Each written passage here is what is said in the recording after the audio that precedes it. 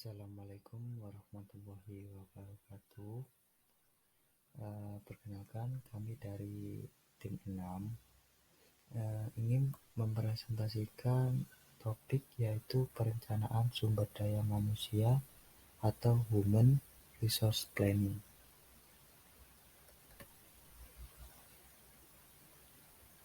Dalam mempekerjakan anggota untuk organisasi, sangat penting untuk kita memutuskan persyaratan yang harus dipenuhi. Dengan kata lain, ini adalah tentang memutuskan apa yang organisasi sedang dicari untuk individu dalam merekrut mereka untuk berbagai posisi. Perencanaan sumber daya manusia ini menentukan kebutuhan sumber daya manusia dari seluruh perusahaan dan setiap departemennya untuk periode masa depan tertentu untuk berbagai operasi yang dipertimbangkan sehubungan dengan pencapaian organisasi, tujuan, dan sasaran. Definisi perencanaan sumber daya manusia. Kita mengambil dua definisi menurut dua pakar, yaitu menurut Geisler dan Wendell Prancis. Untuk menurut Geisler, perencanaan SDM itu sendiri adalah proses termasuk peramalan, pengembangan, dan pengendalian di mana perusahaan itu memastikan bahwa ia memiliki jumlah orang yang tepat dan jenis orang yang tepat di tempat yang tepat pada waktu yang tepat dalam melakukan pekerjaan yang paling berguna secara ekonomi bagi mereka. Sedangkan definisi perencanaan sumber daya manusia ini menurut Wendell Prancis adalah proses menilai organisasi, kebutuhan sumber daya manusia dengan mempertimbangkan organisasi tujuan dan membuat rencana untuk memastikan bahwa tenaga kerja yang kompeten dan stabil dipekerjakan.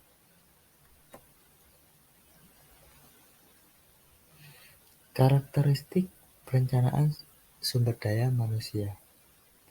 Rencana sumber daya manusia ini harus mencakup kebutuhan SDM mengingat organisasi dan tujuan sasaran.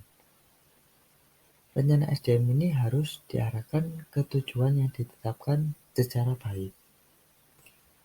Yang ketiga, rencana SDM ini harus memastikan bahwa jenis orang yang tepat dan jumlah orang yang tepat pada waktu yang tepat melakukan pekerjaan yang paling berguna secara ekonomi. Yang keempat, rencana SDM ini harus membuka jalan bagi proses dalam motivasi yang efektif. Yang kelima, rencana SDM ini harus mempertimbangkan berkala perkembangan yang terjadi dan harus diperluas untuk memenuhi persyaratan. Dan terakhir, fleksibilitas yang memadai juga harus dipertahankan agar sesuai dengan perubahan kebutuhan ekonomi. Kebutuhan perencanaan sumber daya manusia. Alasan untuk perencanaan SDM ini berasal dari gagasan bahwa keberhasilan organisasi ini sangat tergantung pada sumber daya manusia. Jika orang yang tepat tidak melakukan pekerjaan yang benar, itu akan mempengaruhi organisasi itu sendiri. Maka dari itu, peramalan dan audit memberi informasi latar belakang tentang faktor internal dan persyaratan keterampilan serta lowongan sesuai dengan perencanaan tenaga kerja yang dapat dilakukan. Perencanaan SDM itu sendiri memungkinkan manajer untuk mempertimbangkan tren dan persyaratan sumber daya manusia yang muncul dalam memutuskan merekrut orang di masa depan. Perencanaan SDM itu sendiri juga akan membantu memposisikan karyawan secara tepat dengan mempertimbangkan waktu tunggu yang diambil untuk mengidentifikasi kekurangan, merekrut orang, memilih mereka, dan lain-lain. Arti penting dalam perencanaan sumber daya manusia. Ada dua. Yang pertama, titik awal perencanaan SDM itu adalah tidak memiliki jumlah karyawan yang lebih atau kurang dari yang dibutuhkan, sehingga mengakibatkan kekurangan atau biaya yang tidak perlu untuk organisasi. Yang kedua, mampu merencanakan pelatihan dan pengembangan program untuk memenuhi persyaratan keterampilan orang berdasarkan perubahan lingkungan dan kondisi organisasi. Perencanaan strategis dan perencanaan sumber daya manusia. Titik awal perencanaan sumber daya manusia ini adalah organisasi tujuan atau misi. Yang kedua adalah rencana strategis dari organisasi yang menggambarkan jalan organisasi untuk berniat, mengambil, dan dalam mencapai organisasi penglihatan. Manajemen sumber daya manusia memainkan peran penting dalam mengimplementasikan rencana strategis. Jumlah dan kualitas orang yang dipekerjakan oleh organisasi itu akan menyerupai organisasi secara tujuan dan sasaran. Perencanaan sumber daya manusia berbagai tingkat. Yang pertama, HRP di tingkat unit. HRP di tingkat perusahaan ini memperkirakan kebutuhan sumber daya dari perusahaan tertentu yang bersangkutan. Hal ini didasarkan pada rencana bisnis perusahaan. Rencana tenaga kerja menghindari gangguan mendadak yang mungkin terjadi karena masalah kekurangan jenis tertentu dari tenaga kerja yang penting bagi perusahaan. Yang kedua, HRP di tingkat departemen.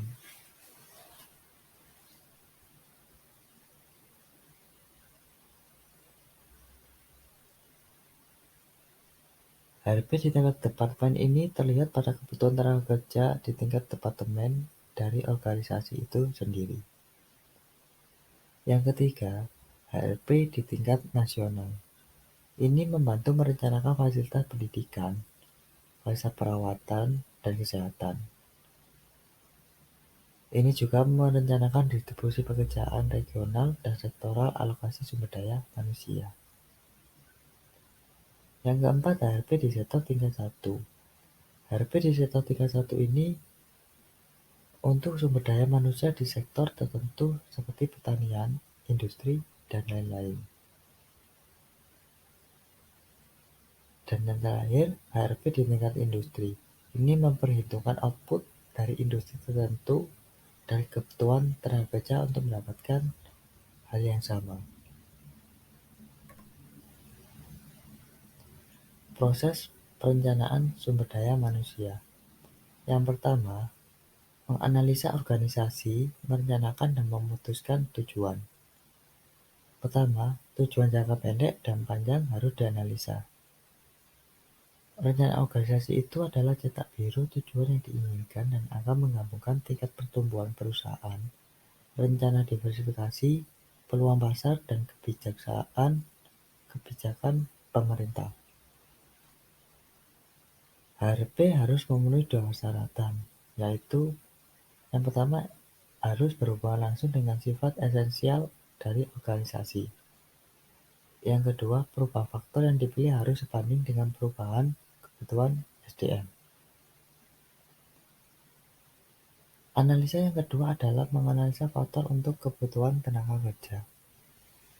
Desain pekerjaan yang ada dan analisa dapat ditinjau secara menyeluruh dengan mempertimbangkan kemampuan, pengetahuan dan keterampilan karyawan di masa depan. Persyaratan tenaga kerja harus dianalisa dalam 2 cara. Yang pertama, perkiraan permintaan dan peramalan pasokan. Peramalan permintaan itu adalah proses memperkirakan kebutuhan tenaga kerja di masa depan berdasarkan fungsi atau tingkat keterampilan. Ada 2 macam teknik peramalan yang digunakan, yaitu peramalan penilaian dan proyeksi statistik. Perkiraan yang menghakimi metode tradisional di mana perkiraan yang dibuat berdasarkan penilaian manajer dan eksekutif. Sedangkan peramalan statistik adalah menggunakan metode statistik seperti analisis rasio tren, model ekonometrika, teknik studi kerja untuk meramalkan kebutuhan. Data untuk peramalan pasukan ini tentang ketersediaan sumber daya manusia di dalam dan di luar organisasi. Pertama-tama diperlukan untuk mendapatkan informasi mengenai sumber daya manusia yang tersedia saat ini. Bisa dipertimbangkan lewat audit SDM, pengurangan karyawan, dan promosi internal.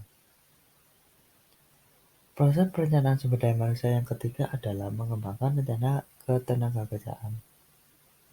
Setelah menentukan jumlah penting untuk menentukan sifat pekerjaan melalui deskripsi pekerjaan dan spesifikasi pekerjaan.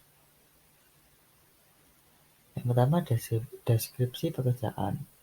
Ini akan menggambarkan pekerjaan yang dilakukan, tanggung jawab, keterampilan, dan pelatihan yang diperlukan, kondisi di mana pekerjaan itu harus dilakukan.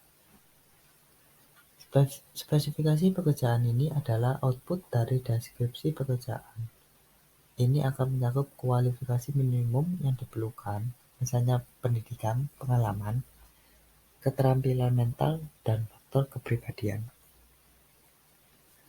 Proses perencanaan sumber daya manusia yang keempat adalah mengembangkan rencana sumber daya manusia. Sumber daya manusia yang bersih harus ditentukan dalam hal permintaan dan penawaran untuk sumber daya manusia. Penyesuaian dimulai ketika permintaan dan penawaran diidentifikasi. Ketika pasukan internal lebih tinggi, perekrutan dari luar dihentikan, dan ketika permintaan melebihi pasokan, perekrutan eksternal dilakukan. Juga ketika permintaan umum lebih tinggi daripada fokus pasokan akan mempertahankan karyawan juga. Keuntungan perencanaan sumber daya manusia. Yang pertama, peningkatan tenaga kerja produktivitas. Melalui perencanaan sumber daya manusia dimungkinkan untuk mengidentifikasi metode memuaskan karyawan serta membuat orang yang tepat tersedia untuk pekerjaan yang tepat. Keuntungan yang kedua adalah menyesuaikan perubahan teknologi. Melalui perencanaan SDM ini dimungkinkan untuk meramalkan kebutuhan SDM dan merekrut orang-orang yang sesuai dengan kebutuhan. Keuntungan ketiga adalah mengurangi tenaga kerja bergantian. Perencanaan tenaga kerja yang efisien memungkinkan pengurangan orang yang terampil dan berpengalaman meninggalkan organisasi itu sendiri. Keuntungan yang keempat adalah kontrol atas biaya perekrutan dan pelatihan. Orang yang berkemampuan tinggi harus mengeluarkan biaya tinggi untuk merekrut mereka, dan perencanaan tenaga kerja yang tepat yang akan membantu mengurangi biaya ini. Yang terakhir adalah membantu memfasilitasi ekspansi program. Seiring pertumbuhan perusahaan, perencanaan tenaga kerja yang tepat akan memungkinkan organisasi untuk memenuhi kebutuhan sumber daya manusia secara tepat. Kekurangan dari perencanaan sumber daya manusia yang pertama adalah ketidakakuratan. Perakiraan yang dibuat bisa jadi tidak akurat karena berbagai alasan yang mengakibatkan pengambilan keputusan yang salah tentang kebutuhan tenaga kerja. Kekurangan yang kedua adalah ketidakpastian. Ketidakpastian teknologi dan fluktuasi pasar dapat mempengaruhi perkiraan itu sendiri. Kekurangan yang ketiga adalah kurangnya dukungan. Perencanaan sumber daya manusia membutuhkan dukungan dari semua divisi dan departemen organisasi. Dan ketika dukungan yang sesuai tidak diberikan, perencanaan SDM itu mungkin akan gagal. Kekurangan yang keempat adalah permainan angka. Terkadang, terlalu fokus pada angka bisa mengabaikan kualitas orang yang diserap oleh perusahaan. Kekurangan yang kelima adalah sistem informasi yang tidak efisien. Sistem informasi yang tidak memberikan informasi yang tepat dapat mengakibatkan proses perencanaan tenaga kerja itu sendiri yang tidak bisa akurat. Dan yang terakhir adalah kekurangan dari perencanaan itu sendiri adalah waktu dan pengeluaran. Perencanaan tenaga kerja adalah tugas yang mahal dan memakan waktu yang begitu lama. Demikian presentasi dari tim 6. Mohon maaf apabila ada kesalahan penulisan atau kalimat atau kata-kata yang kurang jelas.